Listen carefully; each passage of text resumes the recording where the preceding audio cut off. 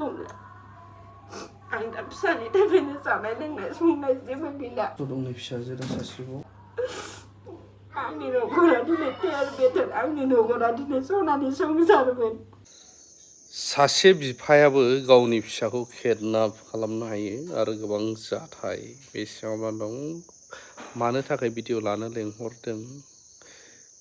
फोरमायनायाव नायजोबोब्ला नोंथाङा आसुरित मोननो हागौ फुलाव दा नोंथांजों फिसाला किडनाप टाइप जादों ओमफ्राय बोरै मानि थाखाय मानो दिनै लेंहरनाय जाखो इउटुबार बा मिडिया खुलुमबाय मानगोनां रायजो राजाफोर आंनि जाहोना जाहैबाय आङो गोबां दिननिफ्रायनो न'खराव बिराद आंनि हासबेन्डआ दावराव दावसि खालामबाय थानाय जायो बुला बुलि खालामनाय जादों ओमफ्राय माखासे गोबां बोसोर सिगांनिफ्रायनो बोसोरसेनि उननिफ्रायनो आं बेफोरबायदि बिराद खस्थ' भुगिबोनांखादों आरो ओमफ्राय भुगिनांनायनि गेजेरजों आं दिनै फिसालाखौ दासिम मानसि खालामबोदों आरो फिसाजोखौबो आं खस्थ'जोंनो फोरोंबोदों आंनि जानाखि आं मोनसे फिसा स्कुलाव मावनानैनो आं मोनसे प्राइभेट स्कुलाव मावनानैनो आं गथ'फोरखौ नायबोदोंमोन जाहोबोदोंमोन नाथाय दिनै आंनि हासबेन्डनि असान्थियाव आङो न'खराव माखासे गुलाय गुजाय जानायनि थाखाय दावराव दावसिनि थाखाय सानफ्रोमबो बुनाय असान्थि फिसाजो फिसाला बेबायदियाव आङो भारा थाफैनांगौ गोनां जादों ओमफ्राय भारा थाफैनायाव आंनि हासबेन्डआ फैदोंमोन बिसि फिसा गारनो हाया होननानै ओमफ्राय बेयावहाय आङो फिसाजोखौ लानो सासे मानसि लादोंमोन सासे बैसो जाखानाय हिन्जाव बा फिसालाफोर दङ फिसालाफोर गोनां फिसाला साथाम आरो फिसाजो आरो फिसौफोरबो गोनांखा दिनै बे हिन्जावजोंनो गाज्रि मोनसे आखुथाय नुनानै आङो हासबेन्डखौ आंनि अफिसनिफ्रायनो आं नुहुरदों गोजौनिफ्राय ग्रिलनिफ्राय बेनि थाखाय आङो हासबेन्डखौ बुंहरदों फन हरनानैबो बुंनाय जादों गोबां खोथा बेयाव आंनि हासबेन्डआ आंखौ नङा होनदों आरो आं आनैसो जायो आं खावलायावसो माबा सिथाबदोंमोन बेखौसो बोखादों होनदों नाथाय आंनि मेगनजोंनो नुनाय हिसाबै आं फोथायाखै आं बोरै फोथायनो आंनि मेगनजोंनो आं खुद नुदों ओमफ्राय बेफोरबायदि खोथाखौ लानानै आंनि फिसालाखौ न'निफ्राय आं अफिसनिफ्राय फैगौमानिनो लानानै खारदों आरो ओमफ्राय आं लगे फैदों लगे फैनायाव आङो होसोबोदोंमोन हास्लाबाखै आंबो स्कुटि लानानै होसोदों ओमफ्राय बियो फनाव आंजों बिराद नांलायहरदों नांलायहरनायाव नङा होनदों फिसालाखौ लानानै खारबाय बिनि उनाव हिन्जावखौ आं बुंलांदों नों जेरावबो दा खार मादै नों बावनो था आं माबाखौ जेनेबा आंनि हासबेन्डखौ आरो नागिरनानै लायग्रोनो फिसालाखौ लायग्रोनो होननायाव आं फैनायनि सिगांनो बे हिन्जावा गावनि फिसाजोखौबो लाबोखादोंमोन फैसासो लांनो फैदोंमोन माने फैसा मोनबावनांगौ दंमोन खामानि मावनायनि बेखौसो हरनो होननानै आं लेंहरदोंमोन आरो ओमफ्राय बेयावहाय बियो खारग्रोदों बे हिन्जावा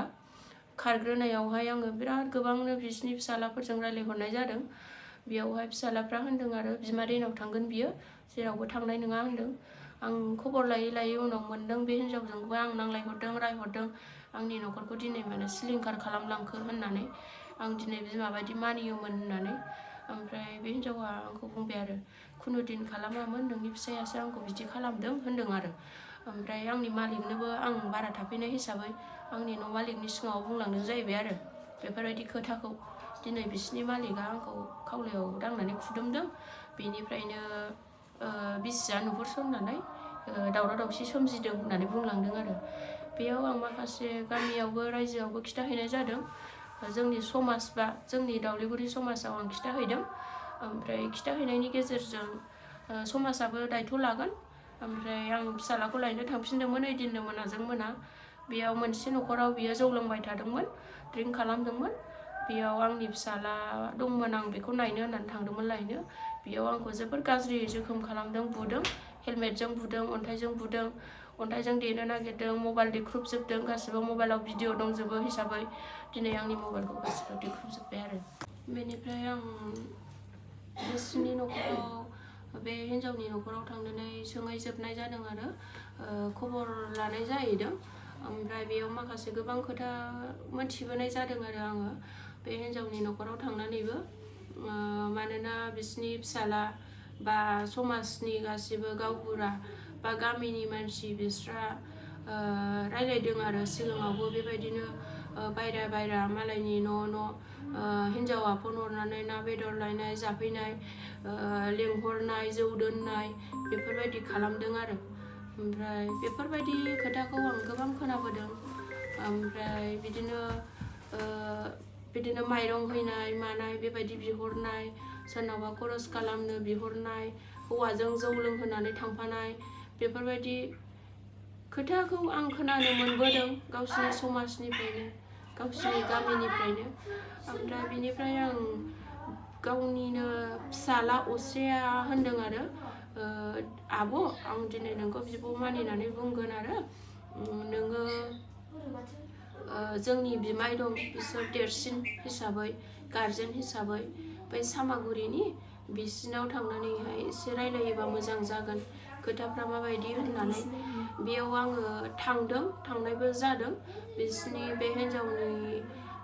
फंबायनि न'खराव खिन्थु बे फंबाया गैयामोन आरो ना सारनो थांदोंमोन नामा बियो भलन्टियार रिटायार जानाय ओमफ्राय बिनि बिसिखौ आं लोगो मोनबोदों बे स्कुलाव गथ' लायनो थांदोंमोन लोगो हमबोदों बिनि बे हिन्जावनि बिफा बोराय दं आरो मा होनो गावसिनि न'खरनि मानसि बिसोरजों गोबां खोथा सावरायनानै आं मोनथिबोदों बे हिन्जावा मालायनि संसार सिफायग्रा आरो सोरबा बांगाल हौवाजों खारलाबायग्रा उन्दुलाबायग्रा बा सोरखौबा लानानै बेरायफाग्रा आरो आंनि हासबेन्डजोंबो लेंहरनानै बिदिनो गारिजों दोनबोहोग्रा बेबायदि खालामदों आरो गोबांनो दिनै बेफोरनि थाखायनो दिनै आंनि हासबेन्डआ बेफोरबायदि आं गाज्रि आखु बा बिनि आखल बेबहारखौ मेगनजों नुनायनि थाखाय दिनै आंनि फिसालाखौ लानानै खारदों ओमफ्राय दा आंनोथ' फिसालाखौ नांगौ जेरावखि थाया मानो आं एफआइआरबो होनाय जाबाय एफआइआर होनानै आं दिनै बिस्थिबार मोनानि 10टायावनो एफआइआर होदों आंखौ बुखांनायनि उनावनो आं फिसालाखौ लायनायाव आंखौ दोखो बुदों आं खुनुरुखुम गारिखौ साइडआव गोजानाव दोनदोंमोन लामायाव बेनिफ्राय आं स्कुटिखौ लानानै खारबोनानै आं उकिलनाव थांदों उकिलनिफ्राय आङो एफआइआर लेखा लिरनानै आं मोनायावनो जमा होदों 10टायाव ओमफ्राय एफआइआर होखांनायनि उनाव आंखौ ट्रिटमेन्ट खालामदों क'क्राझार सिभिल हस्पिटालाव बिनि उनाव आंखौ दोनबोफिनदों बिसोरो आंनि थाग्रा रुमावनो मानोना आंनि देहायाबो मोजां नङामोन आं बेजों बेबायदि खालामजानाय हिसाबै आंनि फिसाजोखौबो लानानै थांखादोंमोन आं ओमफ्राय फिसाजो आरो आंखौ दोनफैनाय जाबाय आरो रुमसिम गारिखौ थानायावनो दोननानै बेनिफ्राय बेफोरबायदि जाहोन जानानै दिनैसिम नागिरबोबाय थानानि मानसियाबो नागिरबाय बिरादनो सप्ता खनसे जाबाय नागिरबाय मोनाखै दासिमबो दाखालि आं बिहावजोंबो रायलायनो होननानै थांदोंमोन आंनि बिहाव बिखुनजोआबो थाखुमादों आं मोजां गाज्रिसो रायलायनो थांदोंमोन उन्दैखौ गैया होनदों ओमफ्राय उन्दैना भबिष्यत दं फरायनाय दं दिनै स्कुल खुलिफिननोसै रिजाल्ट होनोसै आं खस्थ' खालामनानै फोरोंबोदों मानसि खालामबोदों दिनैसो मानो बेबायदि खालामलांनांगौमोन बा गावसोरथ' नाया आंथ' फोरोंबोदोंमोन ना आंथ' मानसि खालामनो नागिरदोंमोन जानाखि थाइसे थाइनै आं मावनानै मोननाय बेजोंनो आं फोरोंबोदोंमोन दिनै बेबायदि खालामदों गथ'खौबो दोनखुमादों दा अबेयाव आंनि हासबेन्डआ लानानै खारदों दा बेबायदिनो जायै थानानिफ्राय आंखौ लेंहरफिनदों अफिसारा नों अबेयाव दाउ दं फैनायनि होननानै आंखौनो मोनायाव लानानै थांदों 7:30 बा 8टासो जाखोमोनथाय बेबायदि समाव आंनिनो न' जेराव जोंना न'आ मोनथाम बाटारमारियाव मोनसे दं आरो बिनेश्वर इन्जिनियारिं अपोजिट मोनसे बिल्डिं गोदान दं बेयाव आंनि हासबेन्डआ थायोमोन न' गोदान लुदों हिसाबै आरो जोंनि मोनसे मेन गामिथार इस्ट दाउलिगुरि डिस्ट्रिक्ट क'क्राझार ओमफ्राय चन्द्रपारा पस्ट अफिस ओमफ्राय बेनिफ्राय दिनैसिम नागिरै मोनथाम न'आवबो इनकुवारि खालामगासिनो दं मोनाखै पुलिसनिफ्राय दा सप्ता खनसे जाबाय आंनि हासबेन्डनाव फैसा गरसेबो गैयामोन बा 2000 बा 3000ल'मोन दिनै सप्ता खनसे जाबाय आंनि फिसाया मा जादों मा लोंदों आं दिनैसिम मोनथियाखै दिनैसिम बिसि फिसा मा जादों मा लोंदों नायबोआखै नाथाय दिनै आंनि फिसाखौ लानानै खारदों जेरावखि नुवा मानो पुलिसनि आयेननि मददजों आयेना जेरावखिया नुसना मानो बेखौ सोरखौ लायगोन रायजो राजाफ्रा अननानै आंनि फिसा बा हासबेन्ड बेखौ अननानै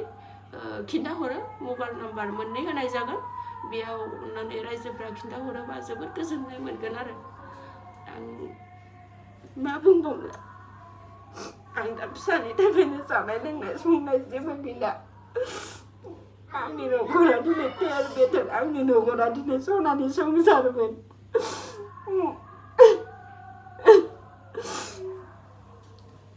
दिनै थेर बेथेर जाबाय दिनै दादा एनिथिं एमजेनि जाय सापर्टार जाय साबसक्राइबार अननानै जेसेखि हायो शेयार खालाम अननानै आरो आंनि हासबेन्डनि फट' आरो आंनि फिसालानि फट' बे स्क्रिनाव होनाय जागोन दादानियाव अननानै जेसेबां हायो रायजो राजाफ्रा शेयार खालाम जेरावखिया थाया मानो बर' मानसिफ्रा अननानै आंखौ मदद खालामदो आं फिसानि अनगा थानो हानाय नङा अननानै रायजो राजाफ्रा आंखौ मदद खालामदो गोजोन्थों उन्दै गथ' दं नै फिसाजो सासेबाव बेबायदि आरो